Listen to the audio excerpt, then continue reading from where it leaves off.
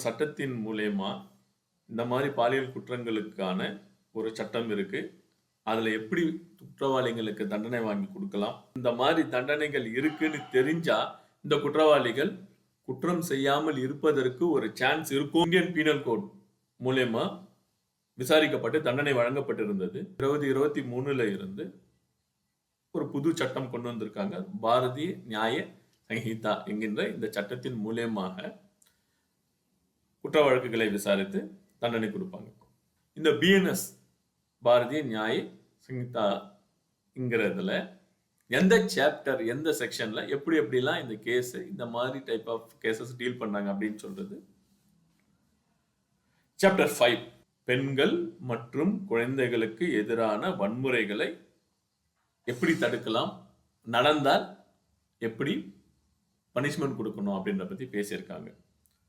இதுல மெயினா செக்ஷன் 63 தான் இப்ப நடந்த இன்சிடென்ட்டுக்கு மெயின் செக்ஷன் பனிஷ்மெண்ட். இந்த மாதிரி ஒரு பாலியல் குற்றவாளி இருந்தார்னாக்கா அவருக்கு மினிமம் 10 வருஷம் கடுங்காவல் தண்டனை, maybe extended to life imprisonment. 18 வயதுக்கும் மேற்பட்ட பெண்களுக்கான வன்முறைகள் நடந்தால் இப்படி ஒரு பனிஷ்மெண்ட் கொடுக்கலாம்ன்றது சொல்லு. 16 வயதுக்கும் குறைந்த பெண் குழந்தைகளுக்கு இந்த மாதிரி ஒரு வன்முறை நடந்தா அவங்களுக்கு குறைஞ்சபட்சம் அந்த குற்றவாளிக்கு 20 வருஷம் உள்ள தள்ளணும்னு சொல்லுது கடுங்காவல் தண்டனை. Life long you cannot come out. ஏன்னா ரிப்பீட்டடா ஒரு அஃபென்ஸ் பண்றார் பர்சன். ஒரு பெண்ணுக்கு இந்த மாதிரி ஒரு கொடுமை நடந்ததுன்னா லைஃப் லாங் அவங்களுக்கு இருக்க ஒரு டார்ச்சர், மென்டல் ஆக்னிங்கிறது காம்பன்சேட் பண்ண முடியாத ஒரு குற்றம். இப்ப கல்கட்டால நடந்தது பாருங்க, அந்த மாதிரி ஒரு incident up to that death நடந்ததுனாக்கா அதனால கொண்டு போயிட்டு லைஃப் லாங் வெளியில வர முடியாத அளவுக்கு பனிஷ்மெண்ட் கொடுக்கலாம். கடுங்காவல் தண்டனை பிளஸ் பனிஷ்மெண்ட் பிளஸ் பெனால்டி இதெல்லாம் கொடுக்கலான்றது அந்த செக்ஷன்ல விரிவா சொல்லியிருக்காங்க. யார் நல்லவன் யார் கெட்டவன் எவன் எப்போ என்ன ஆவான்றது நமக்கு யாருக்கும் தெரிய மாட்டாங்க.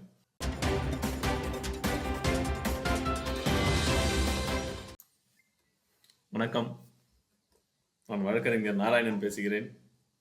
ஏற்கனவே ஒரு வீடியோவில் போட்டிருக்கோம். இப்போ ரீசெண்டாக அந்த அண்ணா யூனிவர்சிட்டியில் நடந்த ஒரு இன்சிடெண்ட்டை பற்றி பேசியிருக்கோம். எப்படி அவாய்ட் பண்ணணும், அந்த சுச்சுவேஷனில் என்ன நடந்தது, அதுலேருந்து பெண்கள் எப்படி தங்களை பாதுகாத்து கொள்ள வேண்டும் என்று கூறியிருந்தோம். இப்போ இந்த ஒரு வீடியோ மூலமா ஒரு பப்ளிக் அவேர்னஸ் எப்படி கிரியேட் பண்ணுறது, இந்த ஒரு சட்டத்தின் மூலமா இந்த மாதிரி பாலியல் குற்றங்களுக்கான ஒரு சட்டம் இருக்கு, அதில் எப்படி குற்றவாளிகளுக்கு தண்டனை வாங்கி கொடுக்கலாம் அப்படின்றத பற்றி அதில் பேசுகிறோம். இது மெயினாக ஒரு பப்ளிக் அவேர்னஸ். அட்லீஸ்ட் இந்த மாதிரி தண்டனைகள் இருக்குன்னு தெரிஞ்சா இந்த குற்றவாளிகள் குற்றம் செய்யாமல் இருப்பதற்கு ஒரு சான்ஸ் இருக்கும்ன்ற ஒரு ஆதங்கத்தில் இந்த வீடியோவை நாங்கள் பதிவிடுறோம். இதுக்கு முன்னாடி இந்த மாதிரி பாலியல் குற்றங்களுக்கு இருந்த சட்டங்கள் இந்தியன் பீனல் கோட் மூலமா விசாரிக்கப்பட்டு தண்டனை வழங்கப்பட்டிருந்தது. இப்பொழுது 2023 இருந்து ஒரு புது சட்டம் கொண்டு வந்திருக்காங்க. பாரதிய நியாய சங்கீதா என்கின்ற இந்த சட்டத்தின் மூலமாக குற்ற வழக்குகளை விசாரித்து தண்டனை கொடுப்பாங்க. சரி, இந்த பிஎன்எஸ் பாரதிய நியாய சங்கீதாங்கிறதுல எந்த சாப்டர் எந்த செக்ஷன்ல எப்படி எப்படிலாம் இந்த கேஸ் இந்த மாதிரி டைப் ஆஃப் கேசஸ் டீல் பண்ணாங்க அப்படின்னு சொல்றது. சாப்டர் 5ல இதை பத்தி விரிவா கொடுத்திருக்காங்க. பெண்கள் மற்றும் குழந்தைகளுக்கு எதிரான வன்முறைகளை எப்படி தடுக்கலாம், நடந்தால் எப்படி பனிஷ்மெண்ட் கொடுக்கணும் அப்படின்ற பத்தி பேசியிருக்காங்க. இதுல மெயினா செக்ஷன் 63 தான் இப்ப நடந்த இன்சிடென்ட்டுக்கு main section. 63 deals with rape. எந்த மாதிரி ஒரு தொல்லைகள் ஒரு பெண்ணுக்கோ இல்லை பெண் குழந்தைக்கோ கொடுத்தா எந்தெந்த மாதிரி எல்லாம் தொல்லைகள் அவங்க அனுபவிக்கிறாங்க, அதுக்கான தண்டனைகள் எப்படி கொடுக்கணும் அப்படின்றத செக்ஷன் 63 இதுல சொல்லியிருக்காங்க. அடுத்து செக்ஷன் 64 எப்படிப்பட்ட பாலியல் குற்றங்கள் நடைபெற சான்ஸ் இருக்கு, அதை எப்படி அவாய்ட் பண்ணணும்ல சொல்லிட்டு செக்ஷன் 64 என்ன சொல்றாங்க, பனிஷ்மெண்ட். இந்த மாதிரி ஒரு பாலியல் குற்றவாளி இருந்தார்னாக்கா அவருக்கு மினிமம் 10 வருஷம் கடுங்காவல் தண்டனை, சாதாரண தண்டனை இல்லை, கடுங்காவல் தண்டனை கொடுப்பதற்கு இதுல வழிவகை செஞ்சிருக்கு. It may be extended to life imprisonment, ஒரு லைஃப் லாங் ஜெயில வைக்கலான்ற மாதிரி இது சொல்லியிருக்கு. அடுத்த செக்ஷன் என்ன சொல்லுதுனாக்கா, இன் சர்டன் கேசஸ் அப்படின்னு போட்டு செக்ஷன் 64 64 இப்போ வந்து 18 வயதுக்கும் மேற்பட்ட பெண்களுக்கான வன்முறைகள் நடந்தால் இப்படி ஒரு பனிஷ்மெண்ட் கொடுக்கலான்றது சொல்லுது. 16 வயதுக்கும் குறைந்த பெண் குழந்தைகளுக்கு இந்த மாதிரி ஒரு வன்முறை நடந்தா அவங்களுக்கு குறைஞ்சபட்சம் அந்த குற்றவாளிக்கு 20 வருஷம் உள்ள தள்ளணும்னு சொல்லுது. கடுங்காவல் தண்டனை, சாதாரண தண்டனை இல்லை, கடுங்காவல் தண்டனை 20 வருஷம் அவங்களுக்கு கொடுக்கணுன்றது இந்த சட்டம் சொல்லுது. மூணாவது செக்ஷன் 71 அதுல ஒரு செக்ஷன் இருக்கு. நான் எல்லா செக்ஷனும் சொல்லலை, இம்பார்ட்டன்ட் செக்ஷன் மட்டும் சொல்றேன். அந்த அவேர்னஸ் பப்ளிக் இருந்தாதான் நீங்களும் அவேராக இருப்பீங்க. இந்த மாதிரி குற்றம் செய்யணுன்றவங்களும் செய்யறதுக்கு கொஞ்சம் தயங்குவாங்கன்றதுனால தான் இந்த வீடியோ பதிவிடுறோம். 71ல ரிப்பீட்டட் அஃபண்டன்ஸ். இப்போ ஒரு வாட்டி பண்ணிட்டு மாட்டிக்காத ஒருத்தன், ஏன்னா மிரட்டுறான் இல்லைங்களா, இந்த மாதிரி பண்ணினா இங்கே சொல்லிடுவேன், வீடியோவில் விட்டுடுவேன், ஆன்லைனில் விட்டுருவேன், இந்த மாதிரிலாம் சொல்றதுனால பயந்துக்கிட்டு ஒரு பெண்ணோ இல்லை உமனோ போய் கம்ப்ளைண்ட் கொடுக்காம இருந்தாங்கன்னா அதை அட்வான்டேஜாக எடுத்துக்கிட்டு 2வது வாட்டி 3வது வாட்டியும் செஞ்சானாக்கா மினிமம் 20 வருஷம் போட்டு உள்ள போட்டுருவாங்க. Life long you cannot come out. ஏன்னா ரிப்பீட்டடாக அவர் அஃபென்ஸ் பண்றார் பர்சன். ஸோ அதனால நீங்க தைரியமா பாதிக்கப்பட்டவர்கள் உடனடியா வந்து போலீஸ்ல கம்ப்ளைண்ட் கொடுத்தா கண்டிப்பா போலீஸ் நடவடிக்கை எடுப்பாங்க. செக்ஷன் 72 ஆஃப் திஸ் பேனஸ் ஆக்ட் என்ன சொல்லுதுனாக்கா, டிஸ்க்ளோஷர் ஆஃப் விக்டிம் டீடைல், அதாவது பாதிக்கப்பட்டவர்களுடைய தகவல்களை எப்பவுமே கான்ஃபிடென்ஷியலா ரகசியமா வச்சிருக்கணும். ஏன்னா அது சாதாரண மன உளைச்சல் கிடையாது. ஒரு பெண்ணுக்கு இந்த மாதிரி ஒரு கொடுமை நடந்ததுன்னா லைஃப் லாங் அவங்களுக்கு இருக்க ஒரு டார்ச்சர், மென்டல் ஆக்னிங்கிறது காம்பன்சேட் பண்ண முடியாத ஒரு குற்றம். குற்றம்ங்கிறது என்னன்னா, நடந்த குற்றத்தை நினைச்சு அவங்களுக்கு அந்த மென்டல் ஆக்னி இருக்குது பாருங்க, அது cannot compensate. அந்த ஒரு துன்பம்ங்கிறது வந்து ரொம்ப கஷ்டமான ஒரு துன்பம். அதனால அந்த டீட்டெயிலை எதுவுமே வெளியில விடக்கூடாது அப்படின்னு சொல்றது தான் செக்ஷன் 72. டீமை பத்தி பேசலாம், இந்த மாதிரி நடந்திருக்கு பொதுவா பேசலாம் கண்டி, அவங்க டீட்டெயில் எதுவுமே வெளியில விடக்கூடாது. ஆனா இப்போ நம்ம கேள்விப்பட்டோம், அந்த எஃப்ஐஆர் வந்திருக்கு, வெளியில வந்திருக்கு, இது தெரியுது அப்படின்றதெல்லாம் நம்ம இந்த பர்டிகுலர் கேஸ்ல நம்ம கேள்விப்படுறோம். அது வந்து ஆக்சுவலா தவறு. அந்த மாதிரி செஞ்சிருந்தா அந்த போலீஸோ இல்லோ அதுக்கான நடவடிக்கை எடுத்து அவங்க அந்த வெளியிட்டவங்க மேல நடவடிக்கை எடுப்பாங்க. அது ஒரு சைடு இருக்கட்டும். இந்த செக்ஷன் இருக்கு அப்படின்னு சொல்றதுக்காக தான் இந்த வீடியோ.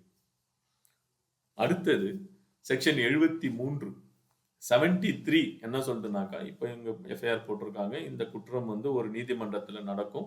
அந்த நீதிமன்றத்துல நடந்து அந்த நீதிபதி ஒரு தீர்ப்பு கொடுப்பாரு.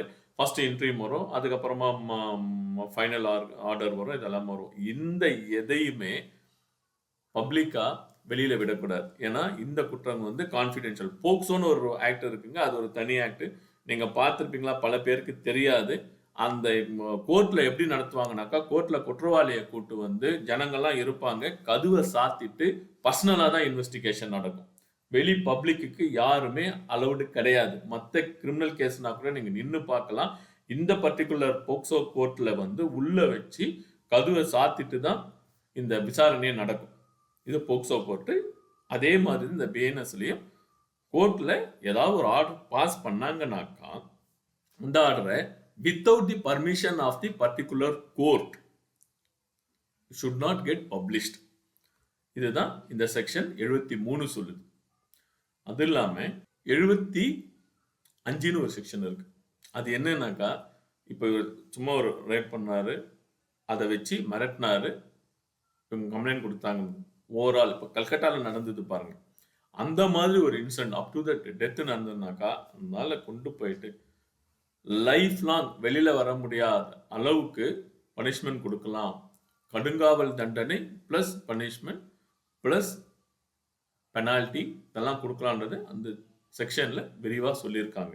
ஸோ இந்த ஜென்ரல் செக்ஷன்ஸ் மூலிமா நான் பொதுமக்களுக்கு சொல்ல விரும்புகிறேன்னாக்கா, இந்த சாதாரண விஷயம் அல்ல. இந்த மாதிரி ஒரு இன்சிடென்ட் நடக்கிறது. லேடிஸும் பெண் குழந்தைகளும் கொஞ்சம் அவேர்னஸாக இருங்க.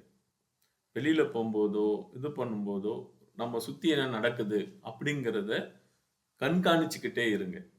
ஏன்னா இந்த மாதிரி சில அன்சோஷியல் எலிமெண்ட்ஸ் இதே ஒரு தொழிலாக வச்சுக்கிட்டு பண்ணுறதுக்கு சான்ஸ் இருக்குது.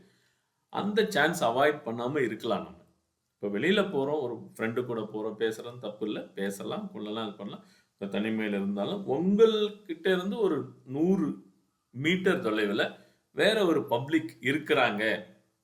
அந்த இடத்துல இருந்தீங்கன்னாக்கா நீங்கள் ஒரு isolated from the society, but still ஒரு கூப்பிட்டா மற்றவங்க வந்து ஹெல்ப் பண்ணுற தூரத்தில் இருக்கும்போது தனிமையில் பேசுனீங்கன்னா அது நல்லா இருக்குன்றது என்னுடைய கருத்து. இப்படி இருந்ததுன்னா இந்த மாதிரி ஒரு சுச்சுவேஷனை நம்ம அவாய்ட் பண்ணிக்கலாம். ஏன்னா இந்த காலகட்டத்தில் யார் நல்லவன் யார் கெட்டவன் எவன் எப்போ என்ன ஆவான்றது நமக்கு யாருக்கும் தெரிய மாட்டாங்க. ஸோ அப்படி இருக்கும்போது பெண் பிள்ளைகள் கொஞ்சம் தைரியமாக இருங்க. இந்த தைரியம் என்பது ஒன்று சொல்ல வந்தேன். ரீசெண்டாக ஒரு வீடியோ பார்த்தேன்.